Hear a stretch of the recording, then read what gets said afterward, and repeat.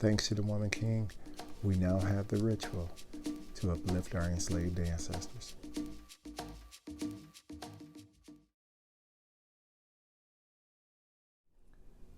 Hetepu Fam, peace and blessings. This is Derric Rakumore. And as you already have seen, we're going to go in here, we're going to get into this. We're going to talk a little bit more about this whole situation regarding the Dahomey people. Before we begin, I want to go ahead and give a shout out to the individual who actually suggested this. Just let you know, I was thinking the same thing. We're on the same wavelength.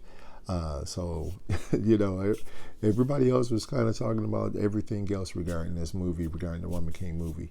But yeah, we were on the same wavelength because we was like, yeah, let's go ahead and let's talk about this forgetful tree. This tree that makes people forget things. Let's talk about that. Okay. So, excuse me.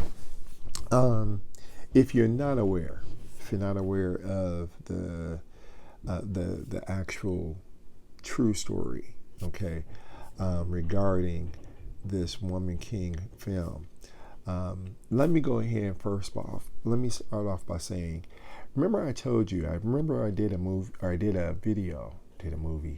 video about, we were talking about Will Smith and how Will Smith went ahead, this was when he had smacked Chris Rock.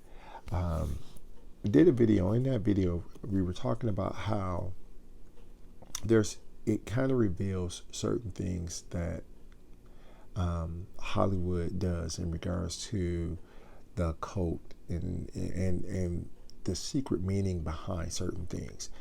And if you go back and you watch that video, you will recall that one of the things I talked about was how there's a certain portrayal, because they're the people who deal with Hollywood, the film industry, the entertainment industry, they understand rituals, they understand the occult, they understand how to manipulate and influence people's behaviors, their thinking, so forth and so on. Okay. And if you go back and you watch that video, I revealed how I first kind of got hip to this after watching Denzel Washington. He was snubbed for a whole bunch of movies in which he's done. But then when he did Glory, well, he gets an Oscar. I think it's called an Oscar. Then he gets an award, let's put it like that. But when he did Malcolm X, I don't even think he was nominated. He might have been nominated, but he didn't get any award for it. But as soon as he does Training Day, in which he plays a crooked cop, oh, okay, yeah, let's go ahead and let's give him an award. All right. And it was from observing his career that helped me to realize something. That helped me to see that the whole entertainment industry is it's based upon manipulation. There is all about social control. All right. Because when Denzel did not get an award for Malcolm X, but he gets an award for Training Day and for playing a soldier who, what do you call it? I can't even think of the word, but he plays this soldier who just wants to go ahead and he has his will broken, okay, in order for him to, right, he has his will broken in order for him to become a good soldier, all right? And not just a good soldier, an obedient and subservient individual, subservient soldier to the Union, When I saw that, that's what made me realize, okay, they're doing certain movies, or they're making movies or making films, and the same thing with music and everything else, because they want people to act a certain way. This is their agenda. This is what they're pushing. Okay. So they don't want us to think for ourselves. They don't want us to read history, to study history and challenge. They don't want any of that. And that's the reason why Denzel was awarded for doing Training Day, not for doing Malcolm. Okay. And we've seen this in other films as well. Halle Berry went ahead, she did some movies and everything, but when she does Monsters Ball, which is very degrading to women, in general, okay? When she does this, oh, let's go ahead and let's give her an award, okay? I mean, and the thing about that movie, the thing about Monsters Ball, is that from my understanding, the movie was originally supposed to go to Angela Bassett, or she was originally supposed to be, had been picked to go ahead and play that role, and Angela Bassett turned it down, okay? So in one sense, it kind of reveals individuals who go ahead and they do movies like this. It kind of reveals that, in one sense, okay, they're all about themselves, or they're really, really ignorant,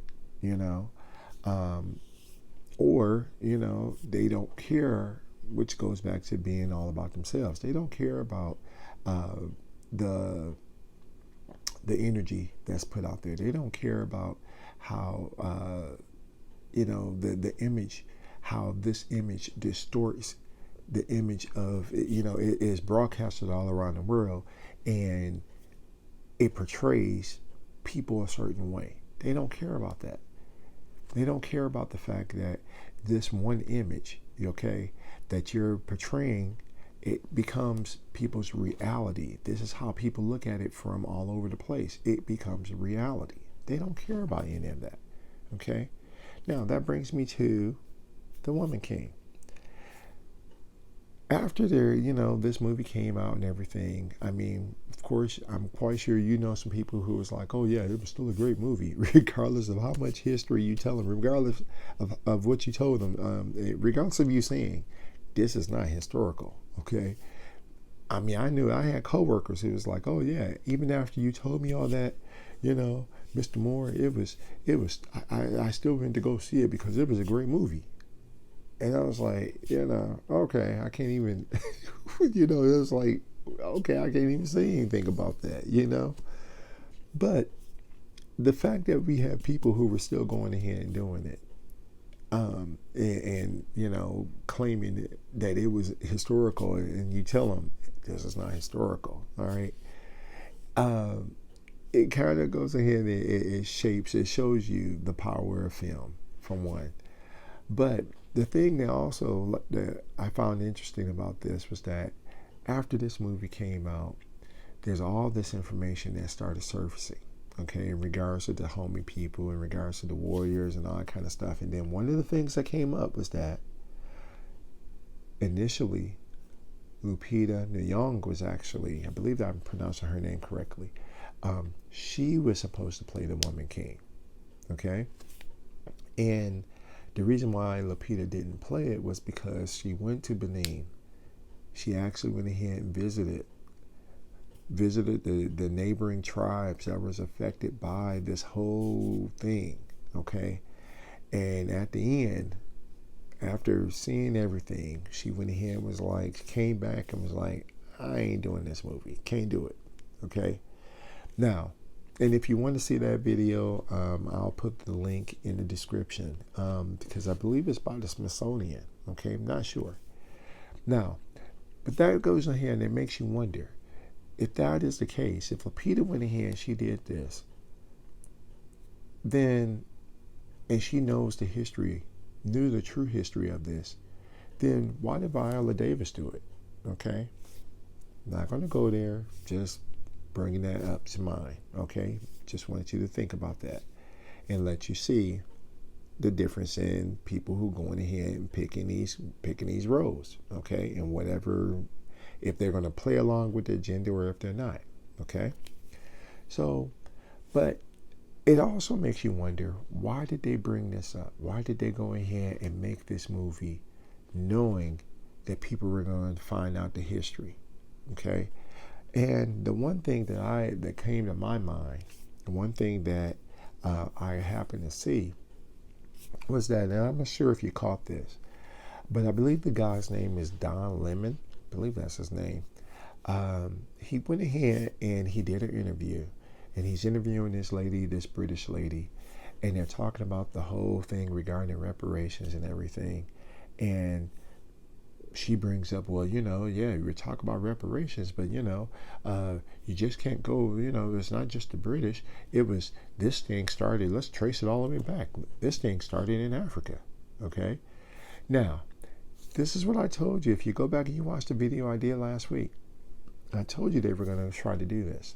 I told you, as soon as you go in here and you look at this, they're going to try to go in here and say, they're going to try to get off the hook by saying, oh no, this is the Africans that went here and did this. Okay. Now, that's all dandy and all that kind of stuff. And yeah, there's some truth. There's a lot of truth to that.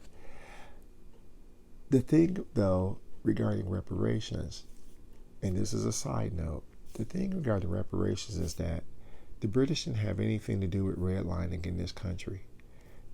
The British didn't have anything to do with the Jim Crow laws that took place in this country that has increased the wealth gap. They didn't have anything to do with that. British didn't have anything to do with the Tulsa riots or any of the other,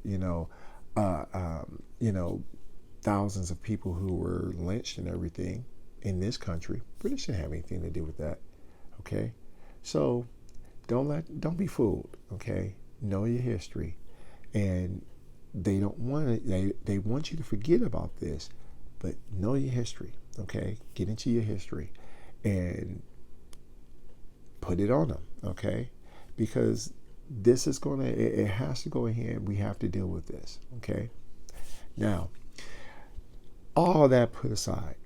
Okay, start talking about, and like I said, some of the information that resurfaced or surfaced regarding the Woman King and regarding this movie was also information or the rituals that was used by the king in order to make people forget when they were enslaved, make people become docile and, disoriented and good slaves. Okay. Now, so one of the things that I want to hear when I was looking at, finding this out, supposedly, I don't want to say supposedly, because they've already proven that this has happened, but they went ahead and the king of Dahomey, he went ahead and he had a tree planted and they called it the Forgetful Tree. And the whole purpose of this tree was basically when they captured the people, it was to make sure that the souls of the people did not come back and haunt the king. Okay. Now, according to, I've seen different sources and they've said different, they had different ways in which they were, this ritualistic gesture was done. But from the one source I went ahead and I read, they said that the women were forced to march around this tree of forgetfulness. They were forced to march around this tree 6 times. Okay. The men were forced to march around this tree 9 times. Now, when I went ahead and I did a little bit more research, did a little bit more digging, if I remember correctly, the Dahomey people, they follow a divination system which is very similar to the Yoruba divination system, very similar to Ifa. If I remember correctly, and I'm not sure if we have any fam on here who's familiar with all the, familiar with both systems or so, please go ahead and share what information you have about this in the comment section. But if I remember correctly, like I said, based upon my understanding, the Dahomey people, they follow the Fa system. The Fa system is very similar to the Ifa system, which is used by the Yoruba. The Dahomey people were fighting the Oyo people. The Oyo is a group of Yoruba or are descendants of the Yoruba, if not Yoruba people. Okay.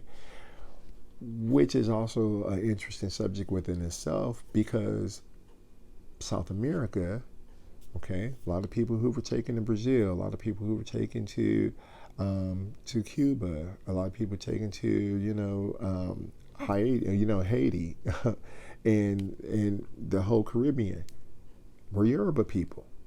Okay, there was Dahomeans that were taken there as well, or Fan people that were taken there as well. But there's a lot of Yoruba people there. There's a lot of Yoruba people that were taken here as well. Okay.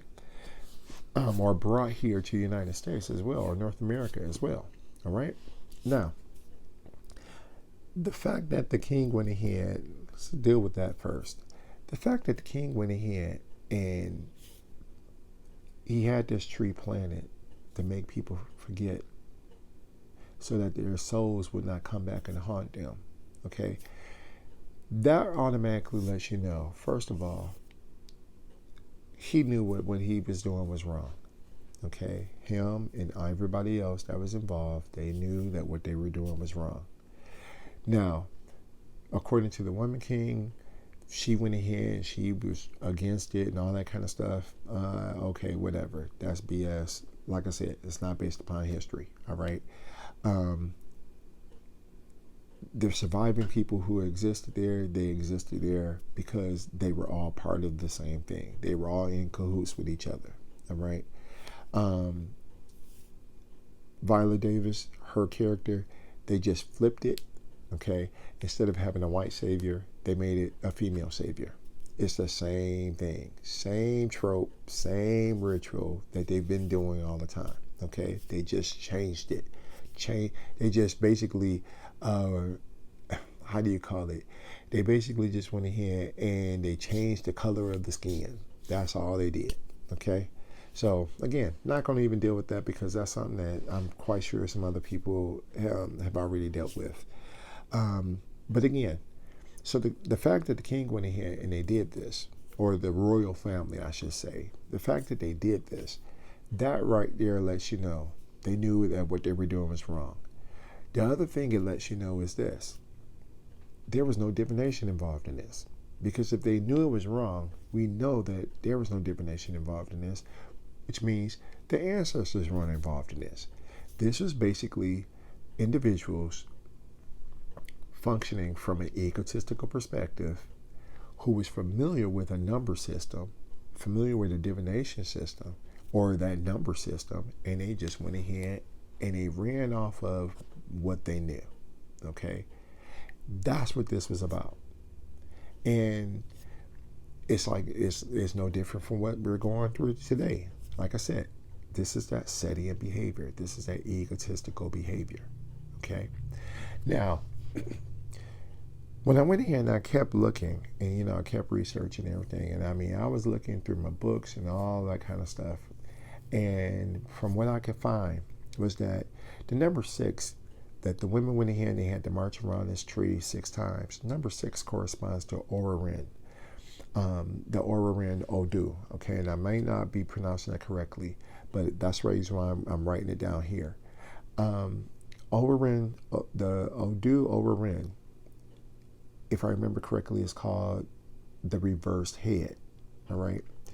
This is how many times the women were supposed to walk around. Think about how that affects women today. Think about how this affects our sisters today. All right.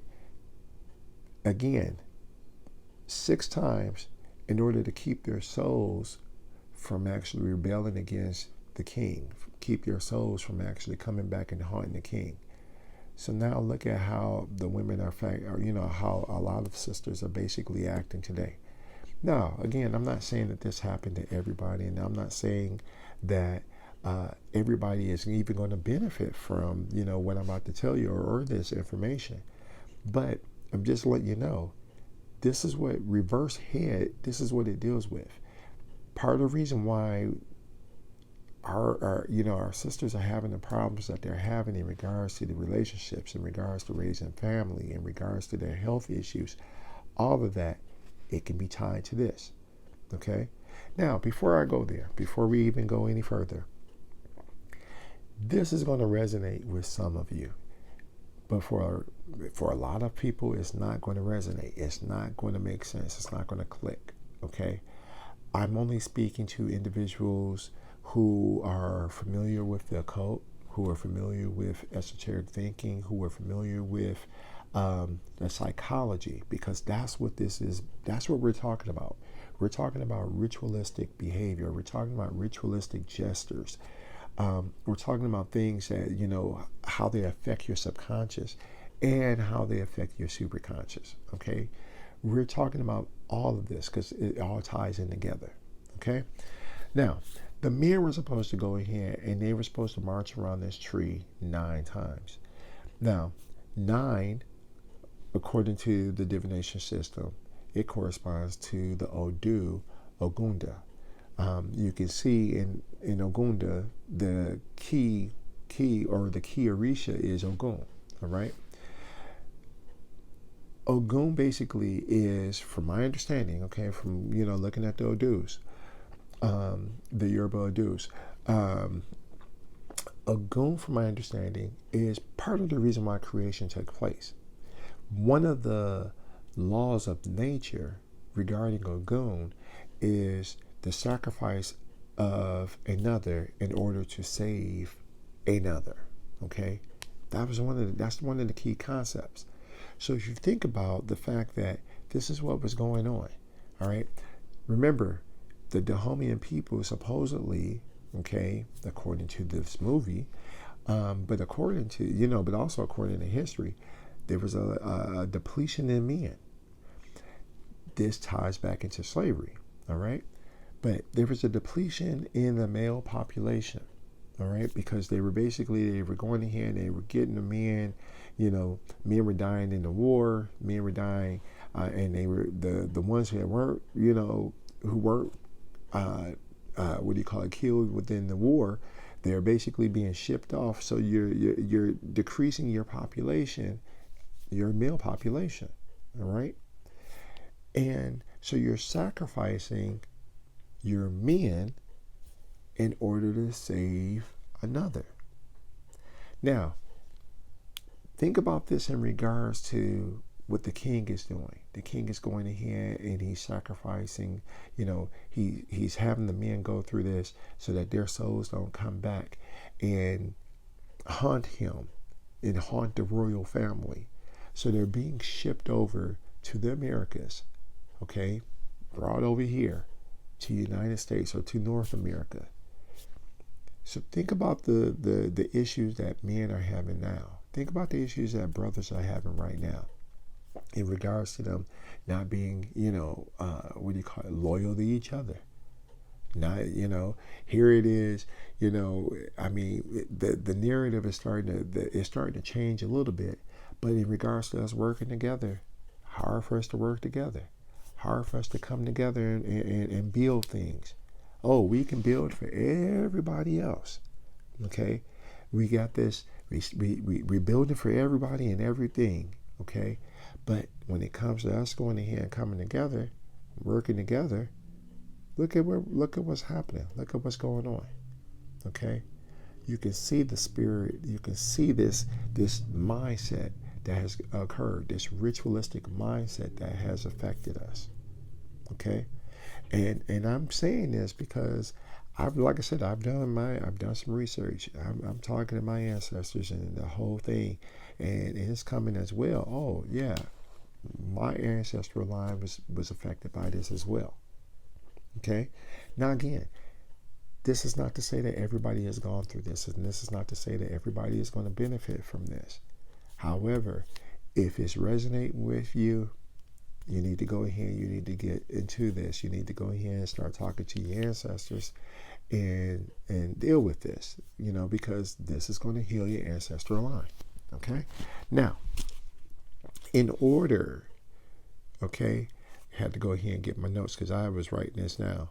So, in order to go ahead and to reverse this ritual that was done, in order to go ahead and to deal with this, one of the things you have to do, you have to get into, when I was talking to my ancestors about this, and I was like, what can be done? How do we break it?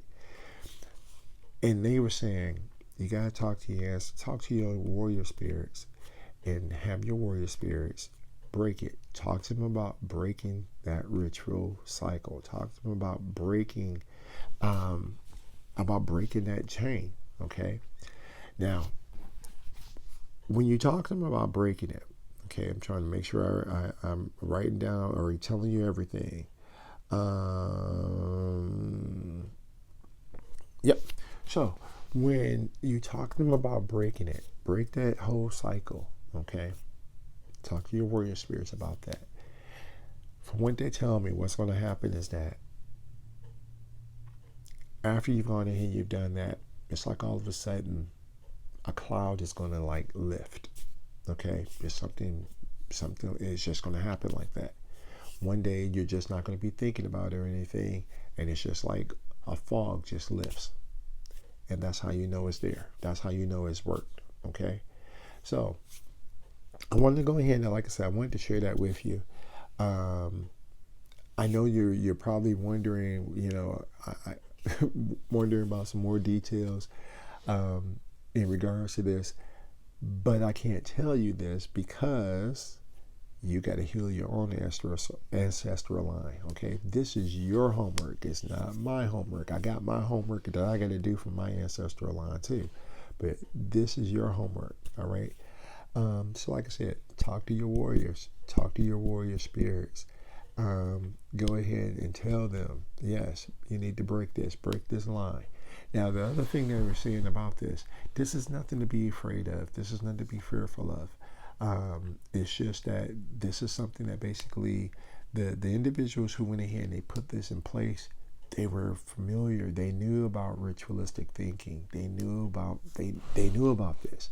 And if you go ahead and you read it in history and everything, they'll say they even talked about the British and the French was like, oh, they're so superstitious. Okay, but they knew about it. All right, and they understand the power of ritual. They understand the power of ritualistic thinking. Okay, so anyway, just wanted to go ahead. I wanted to put that out there. Let me know, fam, how this worked. Okay, let me know how this worked for you. All right. If you have any comments, questions, or suggestions, feel free to drop your boy a line. Until next time, Hetepu, peace.